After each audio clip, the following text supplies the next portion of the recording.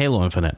Probably the most anticipated and most hyped Halo ever. From the initial and disappointing gameplay reveal to the surprise announcement of multiplayer being free to play, every part of its development has been scrutinized heavily.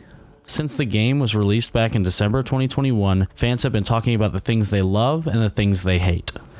Today I'm going to talk about the feedback Infinite has received and whether or not the things people are saying hold water and where they might be wrong. Some of these sound minor or dumb, but people are literally demanding that these things be added or changed in the game, and that falls flat in a ton of instances. And that's key to what I'm talking about here, demanding. If you've ever worked on a project that gets feedback from an outside source, you'll know how important feedback can be. I think the overall online community has gotten used to bullying creators into getting what they want. You can disagree, but I encourage you to simply Google developers getting death threats. This may not be a majority of the community, but it's definitely the loudest part. Either way, let's move on. To start, this video is about multiplayer. I'm going to mention a few things that reflect the campaign, but since the majority of criticisms are related to multiplayer, that's what I'll focus on. This isn't me saying the campaign is perfect, and I'd be willing to go through that in the future. Also of note, this is definitely a player-based issue. Very few articles have been written about the gripes players have with Infinite's multiplayer, and that's not surprising, especially if you know about gaming journalism, but that's a different topic. Before I fully dive in, I want to make a point here. The game being free-to-play is not an excuse for game-breaking bugs. 343 and Microsoft want us to play the game, and we want to play the game, so anything that truly impedes that is not good for anyone. The game being free is a justifiable thing to say to some complaints, and I'll bring that up when that's the case. Rights. Here are the things that players are rightfully complaining about. Desync. This is something that truly does ruin the game, and I think you could argue it kind of circles back to what I just mentioned. The game needs to be playable. If I'm expected to get 10 melee kills, then my hits better connect, otherwise I can't be expected to flip a coin when trying to melee an enemy. I'm showing some clips that I got the night before recording this, and it's clear to see something is wrong. Forced crossplay. This one is pretty unique because of its history. Phil Spencer even said he would never force someone to play against someone else on a different input method. Forcing controller players to play against mouse and keyboard players literally goes against what he said. I understand crossplay keeps the player base larger and stronger, but not even giving players the option outside of ranked is absurd. If Spencer hadn't said that back in the day, this would be just something that's part of the game. Theater mode doesn't work. While theater mode isn't required to play or have fun necessarily, having a broken feature in a game is a waste of my install space. That sounds a little more gripey than critical, but I do think that it shouldn't be there if it isn't working. Many good complaints boil down to functionality, and we just aren't getting that here. BTB Matchmaking is broken. This is another one I run to it very often, and it follows with the comments I made before. Everyone wants everyone to play Halo Infinite, and this is actively stopping people from doing so. It also plays into the challenges, I'll talk more about those in a minute, that 343 and Microsoft would presumably want players to finish. They are working on it, and I'm assuming the issue arose from having so many players at launch, but it's still something to keep top of mind. No early leave penalty. We're all guilty of rage quitting from time to time, even me. That being said, I think it's appealing because there's nothing to punish those who leave early for any reason.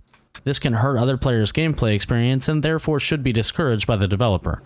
Whether players leave for rage or challenges, it's something 343 should look into. Wrongs.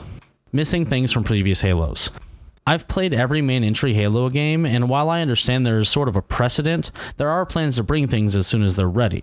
While we're talking about multiplayer, the campaign has still been a huge issue for some players, specifically the lack of cooperative play. I think this specifically falls flat because we knew before it came out, and multiplayer open world games are notoriously hard to get right. Just ask Fallout 76 and past me who felt cheated out of $60. I'll touch more on this in a minute. No Forge or Firefight. I love Forge in previous games, I really did, but they let us know from the beginning we weren't getting it at launch. The game is free, and it always will be, so it might be better to sit things out until they're released if it's a deal breaker for you. Collabs with other brands. I could easily take the defense of other games do this too, but I think that might just fall into the same category as game is free, so this is okay. That being said, this is a free game and the studio has to make money somehow. I also think players look at this in an unhealthy way. You're not being forced to spend $20 to get this armor coating. You're given the option to spend $20 on nail polish and get something extra in the game. If you don't want the product but really want the coating, you'll either have to deal with it or skip it. Buying challenge skips / battle pass tiers. This is probably the hardest one to nail down, but I think people criticizing this is reasonable. It is very much the norm to allow players to buy levels in a season pass, and I agree that it's scummy. That being said, the only players to miss out are the ones who are choosing to spend their money. Sure, it feels odd to buy something to then buy the levels in it.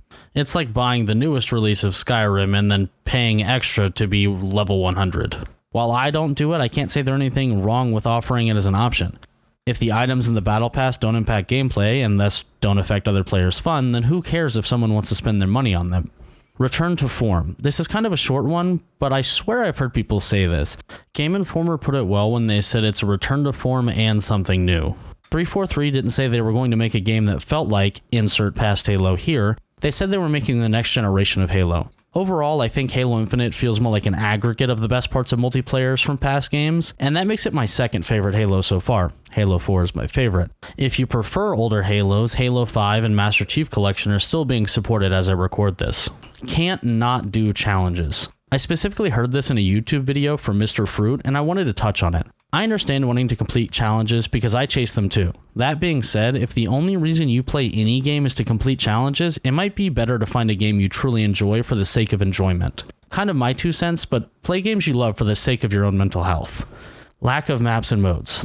This is one of those things I understand, but I have to point out something we've all been avoiding. The game is free. If you don't enjoy what it has to offer, don't play it. It might not sound that simple, but it really is.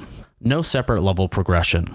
Things might start to sound a little repetitive here, but I have to say again, if you don't like what the game offers, don't play it. If we look at Halo Infinite alone, there's no reason for them to implement this because there are plenty of other things to keep you progressing. The Battle Pass and the different events are perfectly good ways to progress whenever you're playing. Events aren't fun. I mentioned this before, and I'll take a quick second to expand on it.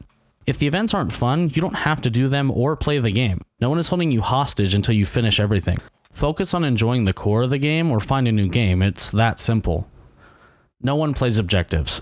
Everything leading up to this point has been pointing out gripes that I have with gripes, but this issue truly falls on players you're with. Sure, companies utilize FOMO to make us want to complete challenges and unlock timed exclusives, but if someone doesn't play to win with the team or leaves because they didn't get the game mode they wanted, they're the crappy person, not the developer. I touched on players leaving early and I stand by what I said, but players leaving early are the problem, not the game. Store prices. This might sound like my other points, but if you don't like the price of something, then don't buy it. I've mentioned it before, but armor isn't what makes Halo fun to play. It's a cool part to play with and show off, but you don't need pretty armor. Don't like the armor. Not to be blunt, but if you don't like the armor that's available, you have 2 options. Earn/buy new armor or get over it because it doesn't stop you from playing the game/having fun. No assassinations. This one has already been defended by 343, and whether you like it or not, it was their choice to exclude them. I specifically talked in Fantastic Text comments on TikTok about this, so I'll touch on what I said there. Not having them in the game really shows that 343 wants to create a great Halo experience. Rather than include something that they definitely could and probably will sell, they took it out to maintain the core gameplay. I know this is going to sound repetitive, but if not having them ruins the game, don't play it. Battle Pass progression. If you think the Battle Pass is a waste of money, but you bought it, then you can't truly think it's a waste. You can see every tier in the pass, and you can even get an idea of how many challenges it might take to complete it, something Call of Duty players have wanted since Battle Passes were added to that game. If you don't like what's in it, then don't buy it. That's a legit choice.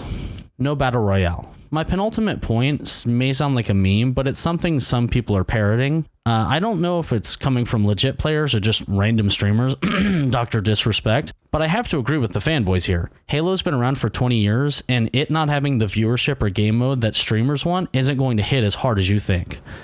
Anything subjective.